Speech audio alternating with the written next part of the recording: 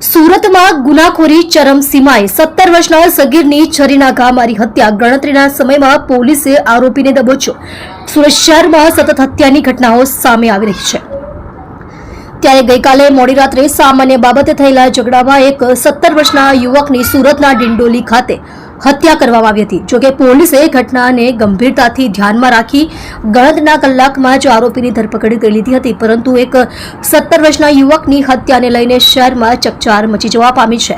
આરોપીની ધરપકડ બાદ સામે આવ્યું કે તેણે રૂપિયાનું આપતા દુકાનદાર અને આ સગીરે ઠપકો આપ્યો હતો, જેને લઈને તેણે સગીરની હત્યા કરી હોવાનું પોલીસ સમક્ષ કબૂલાત આપી છે. સુરતમાં હાલ સામાન્ય બાબતે હત્યા જેવી ઘટનાઓ બની રહી છે. સુરતમાં ગઈકાલે ડિંડોલી પોલીસ સ્ટેશન વિસ્તારમાં ધોળિયાવાસમાં કંઈક આવો જ બનાવ બન્યો હતો. બનાવની જો વિગતવાર વાત કરીએ તો એક પ્રણવ નામના 17 વર્ષના યુવાનની હત્યાની ઘટના સામે આવતા સમગ્ર વિસ્તારમાં ચકચાર મચી જવા પામી હતી. મરનાર પ્રણવ નાસ્તાની લારી પર આપેલા મિત્રને ઉછીના પૈસા લેવા ગયો હતો.